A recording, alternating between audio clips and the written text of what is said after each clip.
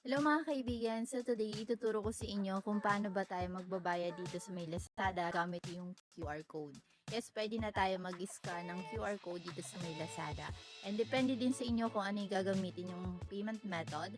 So now, nandito ako sa may cart and ito yung mga aking i-check out. And by the way, magkakaiba pala to ng seller.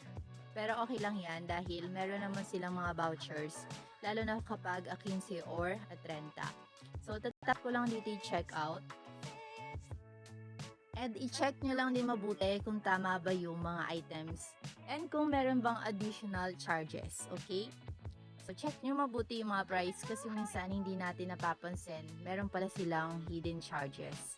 So, dito, ayan, free shipping naman to, yung unang seller na napagbilan ko or napagpilian ko ng items.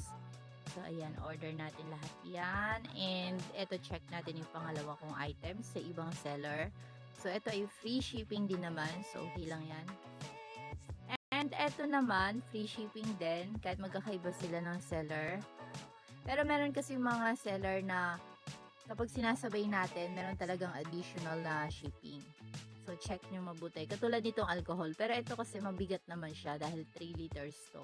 So, meron ditong additional na 40 pesos para sa shipping. Pero okay lang din yan.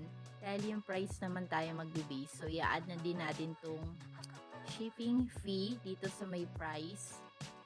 And bahala na kayo kung sa tingin nyo mas mura pa rin naman, orderin nyo na din. And eto naman, na-add lang naman dito 8 pesos. So, para sa akin, okay naman na yan. Nakatipid pa rin naman ako kahit papano. So, now, para nga magamit na natin yung QR code dito sa may select payment method, itap lang natin tong view all methods. And here, hanapin lang natin dito yung QR Philippines. So, ito yun. Scan QR code and pay. Now, tap natin to. And itap natin yung confirm selection. Kung ano yung gagamitin yung payment method, dapat may laman siya. Okay? So, tap ulit natin dito yung place order para makapag-proceed na tayo.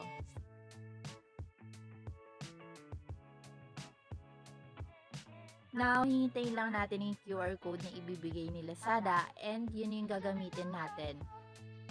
Kailangan lang natin i-save. So, ito yung QR code na gagamitin natin pang scan para mabayadan yung in-order natin. And meron lang tong limit time. So, ito yung limit time, tumatakbo yan. Save lang natin sa ating gallery. Tap natin save QR code. And lalabas na tayo ng Lazada. Tapos, i-open nyo na yung app or kung ano man yung gagamitin yung pangbayad. So, in my case, ang gagamitin ko, BDO Pay.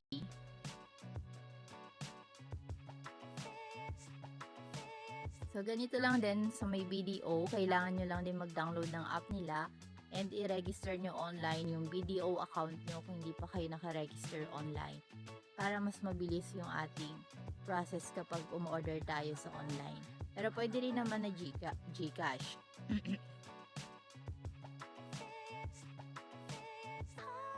And kahit di na ako mag-login, makikita ko na agad dito sa may front yung scan QR.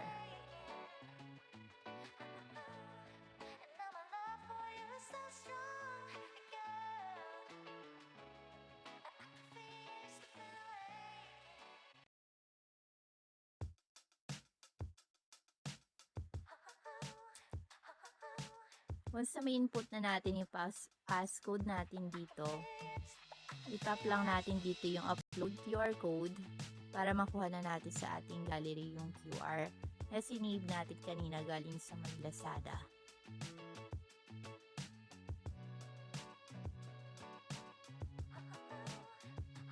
Now dito, i-read lang nung app and mariread na din dito yung exact amount. Hindi na natin kailangan to mag-input dito ng amount. Tapos makikita na rin dito kung anong app ba galing yung QR code. So from Lazada yung ating QR and itap na natin dito yung pay.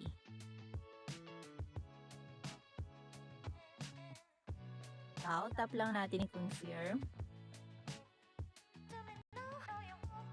And kailangan natin mag-confirm gamit yung ating passcode.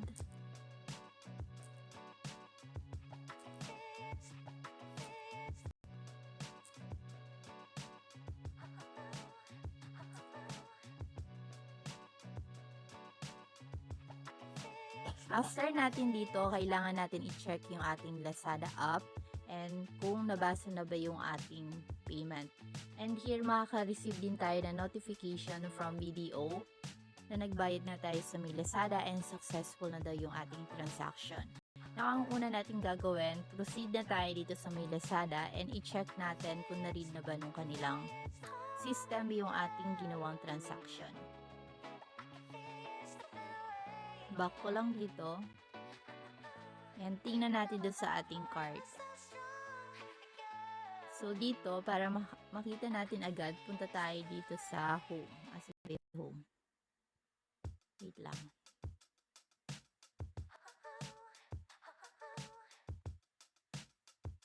Let's go to account. Then, here, under nang to ship, dapat dito na magpo-proceed yung ating order.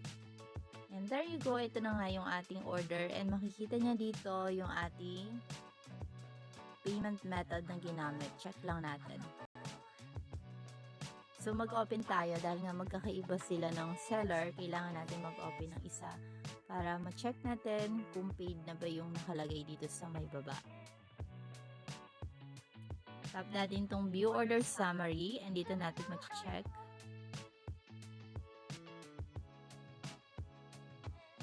Ayan. So, dito naka-confirm naman na paid by QR Philippines.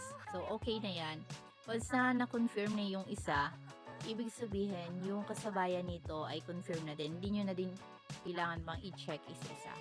So, ganun lang mga kaibigan, gumamit ng QR code dito sa may Lazada. So, hanggang sa susunod ulit and see you around.